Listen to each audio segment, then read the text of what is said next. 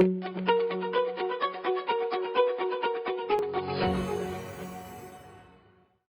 understand that you also took part in the brightness trial.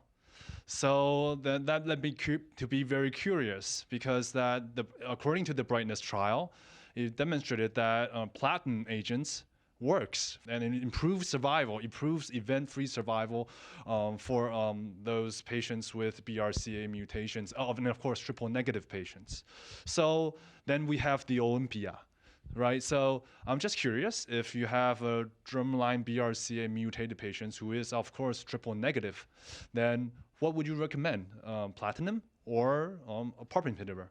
Yeah, I mean it's really or both. I mean it's is what you come into. I mean, it's brightness was developed was a study that was basically largely in patients who were wild type for BRCA. We did have a small number of patients with mutations. Or anytime you target triple negative breast cancer, you're going to have that 15% or so who are found to have BRCA mutations. So those patients, were in the study.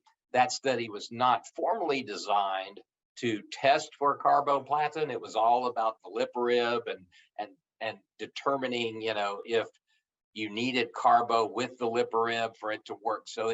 But it still did provide opportunity for us to look at carbo because we had the non-carbo control arm. And in Olympia, we did not try to legislate, should you use carbo, yes or no. It was basically allowed.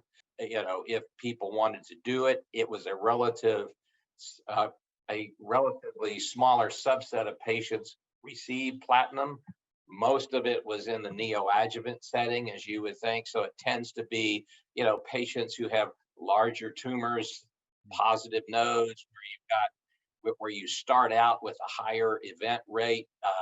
That's where a lot of folks will go ahead now, based on it's increased PCR rates now with this EFS. Will use carboplatin. They did that in Keynote 522. Merck decided when they were going to study Pembro, let's just go ahead and give everybody carbo.